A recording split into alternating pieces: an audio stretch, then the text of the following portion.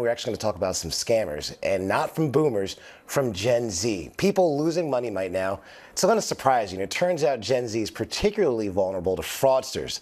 Now, the Federal Trade Commission says people ages 20 to 29 reported losing money to fraud scams more than people ages 70 to 79, those baby boomers. So let's get this, why this is happening. We're going to talk to somebody right now, Margarita Alvarez.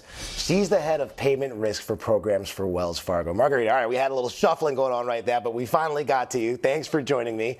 All right, so this is big news right now. Gen Z losing more money to scams than baby boomers. So why do you think this is happening? Do you think digital fluency could be a blind spot for this tech-savvy generation?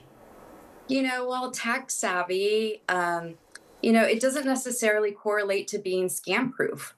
And to your point, while digital, and being digital is a superpower for Gen Z, it also happens to be the playground for scammers.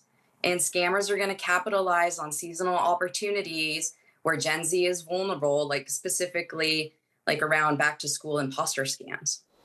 Now, you just said it right there, back to school. So what is it about that time that makes it such a gold mine for scammers?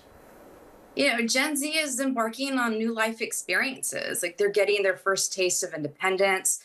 They're working to be able to manage financial pressures from the growing costs of college. And so that leaves them, susceptible and vulnerable to scammers putting together any types of tricks that capitalize on those types of pressures and new experiences. Okay, so what are the actual top scams that Gen Zers could actually fall for?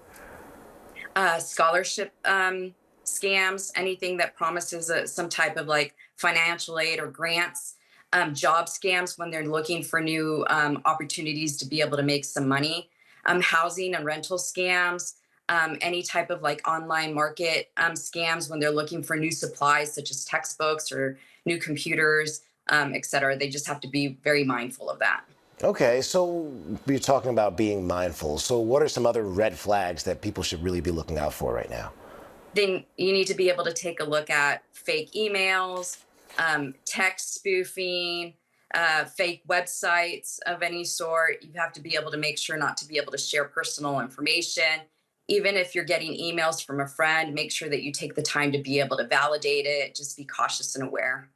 All right, Margarita Alvarez with the information we need. Thank you very much. Thank you so much, Ike.